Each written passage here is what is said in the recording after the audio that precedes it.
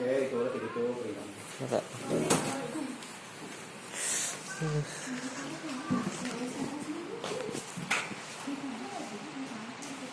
Sok Pak. Kami sambil keliling ya, kuliah. Bang, sholat. Siap. Udah, rolling action. Yes, bismillahirrahmanirrahim. Assalamualaikum warahmatullahi wabarakatuh. Waalaikumsalam warahmatullahi wabarakatuh. Terima kasih kepada anak-anak dulu semuanya yang telah hadir berkat undangan kami, yaitu kalian diundang untuk latihan ujian dengan lembaga sertifikasi. Jadi kalian diundang ke sini sesuai dengan list yang sudah kalian tahu bahwa kalian harus hadir pada hari ini. Kenapa? Karena kita harus diskusi bagaimana teknis pelaksanaan RSP. Dalam teknis pelaksanaan itu tentu saja kalian akan diuji itu bukan karena kalian hasil dari apa yang harus dikerjakan, tetapi kalian akan diasesmen dari mulai etika kerja, terus kalian etika berdoa kepada Tuhan Yang Maha Kuasa. Ketika kalian bagaimana mengantisipasi permasalahan-permasalahan yang ada, terus ketika kalian sulit untuk mengerjakan sesuatu dan bingung kemana harus itu ketika kalian akan mendapatkan nilai secara asli itu inisiatif yang kalian harus. Jadi inisiatiflah, apapun dalam kesulitan kalian akan mendapatkan nilai kompeten ketika kalian mengantisipasi dalam sebuah kesulitan. Nah di sini di dalam klaster dari 5 klaster tersebut tentu saja kalian akan mempelajari dan akan dikerjakan ketika nanti diuji asesmen. Jadi mulai kalian datang, terus bagaimana kalian duduk, terus bagaimana kalian mengerjakan, terus pemetaan ruangan. Di sini pemetaan ruangan itu saya tahu di mana posisi peralatan bahan yang kita pergunakan ketika kita bekerja. Jadi di sini nanti ketika di asesmen itu bukan soal yang akan ditanyakan, tetapi pekerjaan yang harus diselesaikan. Contohnya, tadi ada pertanyaan, kemarin juga ada pertanyaan, sampai saat ini kalian bisa bertanya, seperti apa sih kerjanya? Gitu ya. Setelah saya sampaikan lebih awal bahwa pekerjaan tersebut, ya tentu saja saya kirim melalui fotokopinya pekerjaan di perkantoran itu sebagai administrator di perusahaan, ya kalian harus mengerjakan pekerjaan dengan selesai. Tidak ada di dalam pekerjaan itu tidak selesai.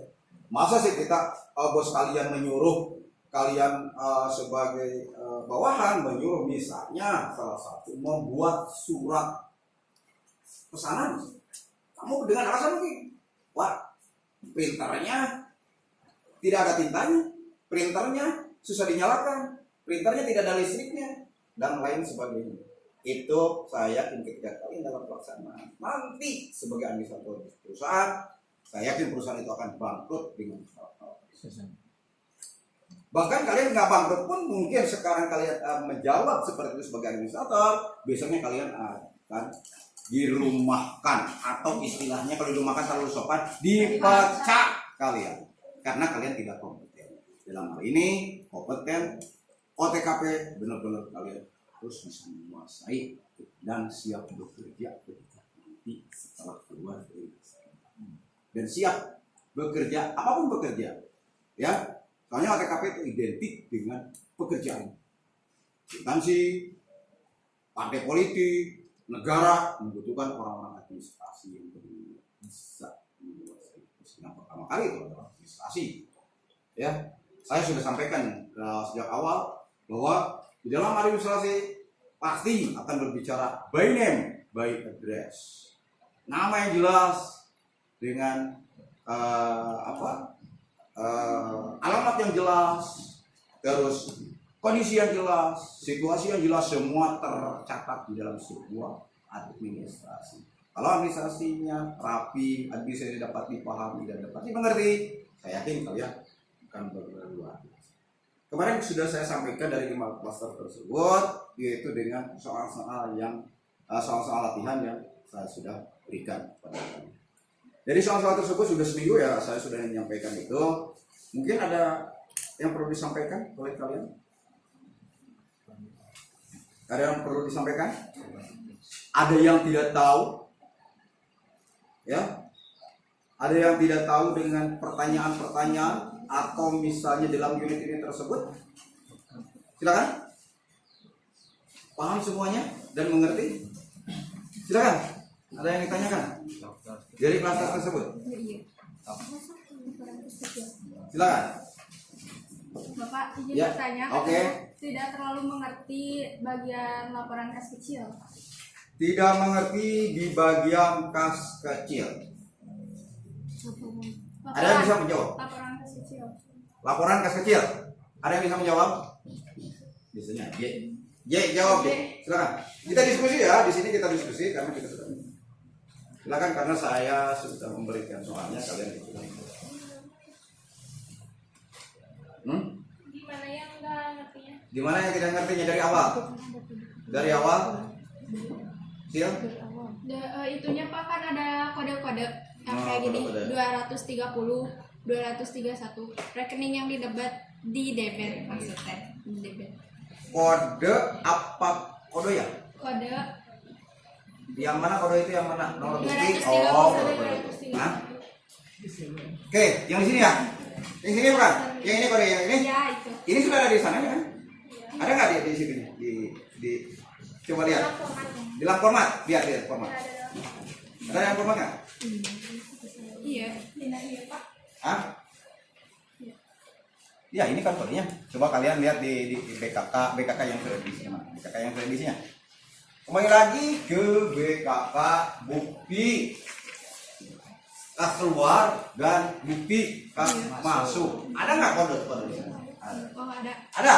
Nah kode itu masuk ke dalam kode. Ini Ada nggak? kode mah kakak strip 01. Nah, ada nggak di situ sama nggak? Tapi di sini nama Kode bukan kode yang itu. Kodenya mana kode? enggak ada Pak. Enggak ada yang kosongnya kayak ini Bang. Hah? Enggak ada. Oh nggak ada yang kosong, nggak ada yang jawabannya nggak ada? Enggak ada. Oh nggak ada jawabannya. Jawabannya ada di sana. Ya oke. Kode-kode tersebut sebenarnya dibuatkan ya sebentar lagi. Kode-kode itu sebenarnya dibuatkan oleh kalian ketika kalian membuat BKK, mengisi BKK. Maksud saya mengisi format BKK. Buatkan kodenya. Jadi ketika kalian ada di dalam laporan ini, kan nanti laporan ini akan dilampirkan itu, dilampirkan BKK sama BKM, ya kan? Nah di situ kamu kasih kode aja. Kodenya misalnya aduh 1, aduh 2, aduh 3 boleh saja seperti itu. Jadi terserah kita Pak. Itu supaya nanti disesuaikan dengan laporan. Mana sih kwitansinya? Mana sih bukti keluarnya? Kan gitu ya. Pasti lihat, oh yang ini bukti keluarnya di sini di laporan ada dengan kode-kode tersebut. Ya, buatkan kalau saya membuatkannya dengan angka. Boleh saja saya misalnya 1 di 1, 1 di 2, 1 di 3 kan boleh seperti itu. Ya. Boleh dibangun seperti itu? Ya, tapi harus tercatat di dalam BKK, BKM juga harus tercatat kodenya, jangan ada yang sama. Jadi nanti akan double akun gitu. Kok sama sih ini kodenya gimana sih? Tidak boleh satu BKK itu satu kode. Ada yang tanyakan lagi? Silakan, itu paham ya semuanya? Bisa dimengerti ya? Awas jangan sampai tidak dikasih kode karena ada format yang diisi semuanya, jangan yang kosong. Awas ketika format dibuat, jadi tidak ada format yang kosong. Jadi harus diisi. Gitu. Ya, apalagi? Silakan. Ketika nanti ada di sana juga kalian akan selain kas kecil juga nanti ada yang namanya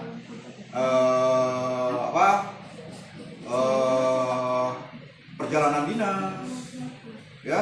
Perjalanan dinas biasanya pekerjaannya diacak sesuai dengan apa yang dicatatkan di dalam agenda. Biasanya kan kalau misalnya disuruh itu, kadang-kadang mana dulu yang paling awal. Biasanya kamu akan melihat dulu tanggal dan harinya. Harinya akan masa sih misalnya tanggal 30 dulu di atas. Nggak mungkin. Dalam 1 bulan itu pasti tanggal 1 dulu yang pertama, tanggal 1. Terus mengelola rapat itu hanya mengelola rapat saja, banyak pekerjaan yang harus kalian kerjakan.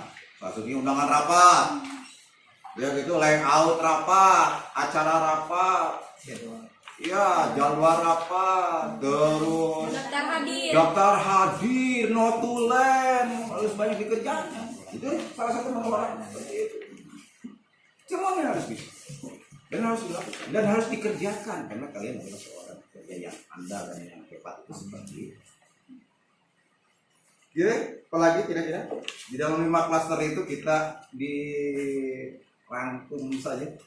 Dan yang tidak bisanya saja yang boleh dipertanyakan, boleh diskusi, ya? Yang mengarsipkan menggunakan dari sistem abjad. Abjad itu diambil dari nama perusahaannya. Apa terserah? Enggak, abjad sistem nama perusahaan. Abjad itu dari awal itu misalnya PT Aji Mutu. PT Aji, berarti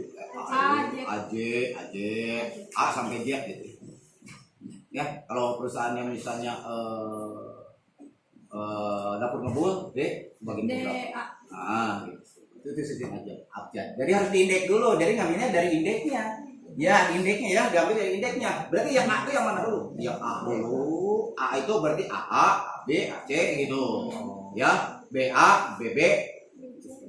Jadi jangan sampai ketika dilihat di sistem abjad itu BB jadi BC jadi BC kalau sampai BB gitu, itu salah sebenarnya.